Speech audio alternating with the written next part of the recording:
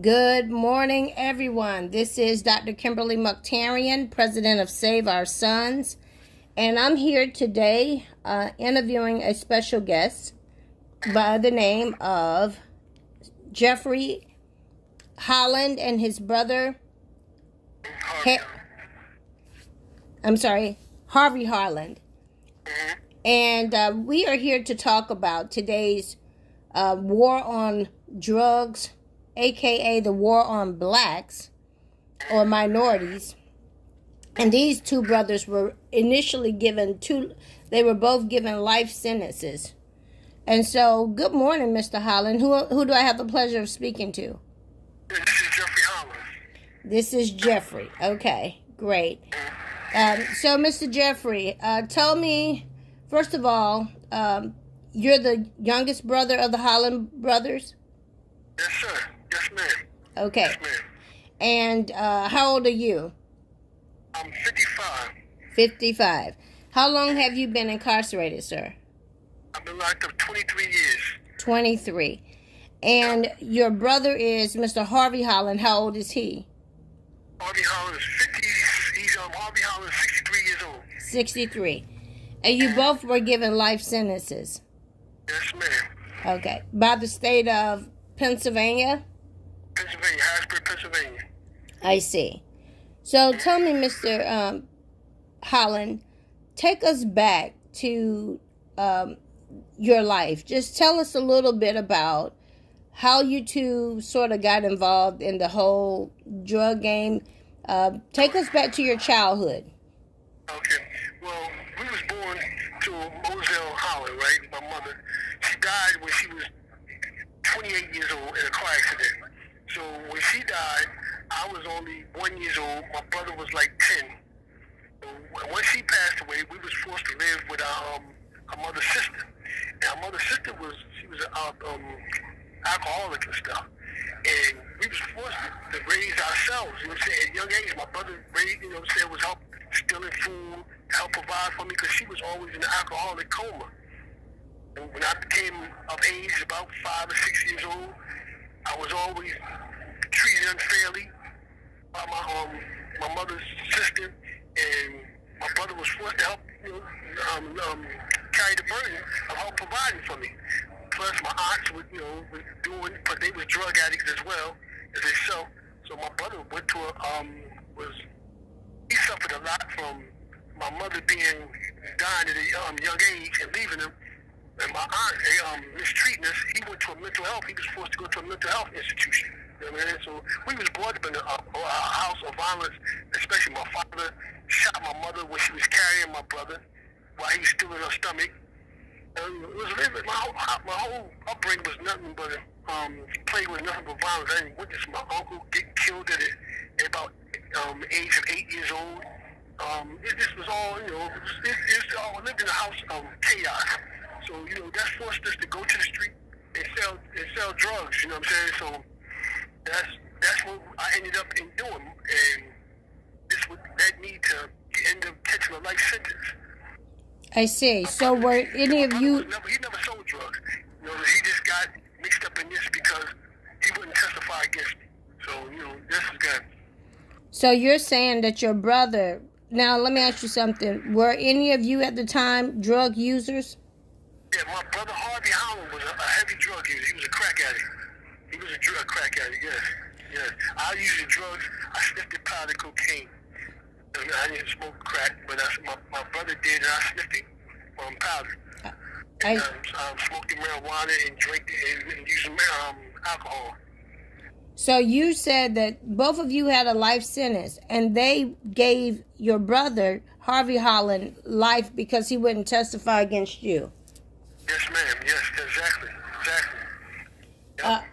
Everybody who came to testify at the trial was saying that, I was a small-time dealer. I only sold 20s, and they was disappointed. Saying, yeah, he sold 20 rocks. But they never mentioned nothing about my brother. Nobody ever did. They asked him, did they know him? He said, yeah, he's a drug addict. That's what the testimony was given. So when they was testifying, the lawyers was basically helping him. He's like, yo, how long have you known the Holland brothers to be selling drugs? So he's incorporating us both into selling drugs when there was never no testimony ever mentioned that he sold drugs, you know?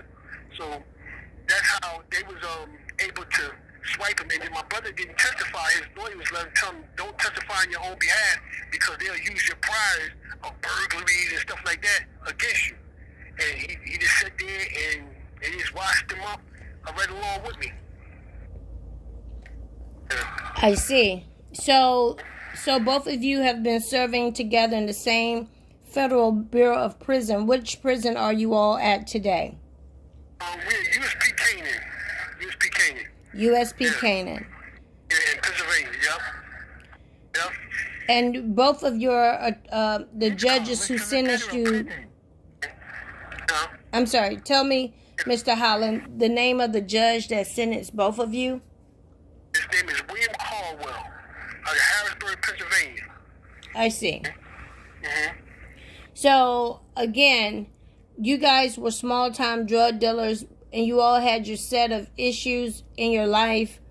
Is there anything that you want the public to know about you or about your case that would help? Because, of course, we don't believe that crack cocaine should equal a life sentence. Oh, okay, yeah.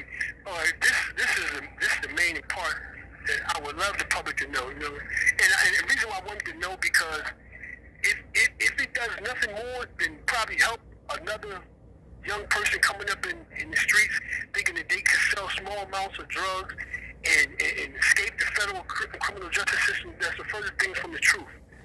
They was able to convict me for not having no tangible drugs of 20s. That's all was testified in my case was Mr. Holland sold 20s. The drugs were so small that the jury could not make out how much drugs I was even involved in. The jury asked the question during my jury deliberation. They said, how much drugs is involved in this case? We have no way of knowing. So now the statutory maximum, if you can't find no drug amounts, the statutory maximum you can only face is 0 to 20 years. The judge in my case did not want me to get 20 years. He wanted me to get life because I would not cooperate to testify on other people. So he deliberately influenced my jury. When my jury asked the question, said, we have no testimony to determine weights, no specific drug amounts. So that would have allowed me just to sentence to 0 to 20 years. He started telling the jury of things that was never testified. The jury's main object is to listen to the evidence. And the judge started telling what he recalled and what he remembered. I see. He told the jury, listen, the jury, I heard somebody say Mr. Holland had a kilo, and that's 1,000 grams. I heard he said he had 500 grams. So when the jury came back from delivery, when I asked that question, he told them this. That's what they had to do is find me guilty of 50 grams. So now I'm looking at a life sentence, and he could apply all the relevant conduct that he wanted to me. And that's exactly what he did. And he gave me and my brother a life sentence based off that. I got all the documents that show and prove exactly what he did. So could you help me also, Mr. Holland? How many people were on your indictment? How many people was on my indictment? It was 5 people. Mm-hmm. And how many of them received life sentences? Nobody else received life sentence but me and my brother. Were you ever offered a plea deal? They said this was the deal they offered. If you cooperate and give us everything we wanted to know, we'll give your brother 20 years and give you life. You plead out the life. That was the only thing they offered me. So you were going to get life regardless if you helped or not?